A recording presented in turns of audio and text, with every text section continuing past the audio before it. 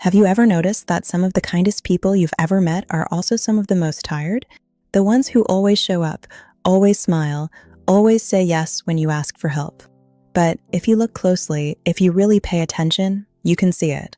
The exhaustion in their eyes, the heaviness behind the warmth, the quiet strain beneath the politeness. We like to imagine kindness as something pure and uncomplicated. We tell children to be kind.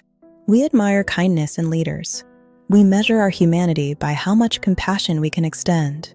But kindness, like everything in this world, has a shadow.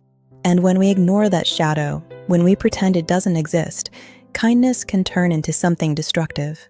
It often starts small. A child learns that being agreeable earns them love.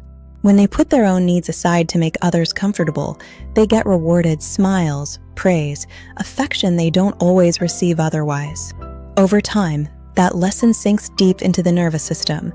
Kindness becomes survival. And the older they get, the harder it becomes to tell the difference between who they are and what others expect them to be. They become the reliable one, the good person, the friend who never complains, the one who carries everyone else's emotions like it's their job. But here's the truth.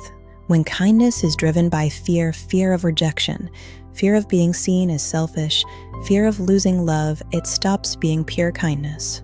It becomes a mask.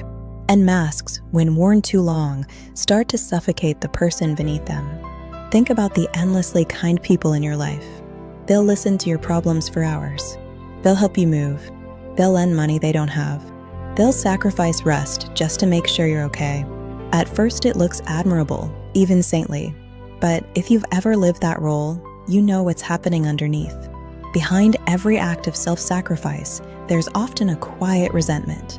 A small voice that whispers, "What about me?" But that voice gets silenced.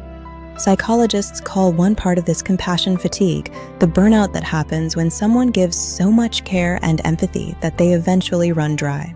We see it in healthcare workers, teachers, caregivers, but it doesn't stay inside professions.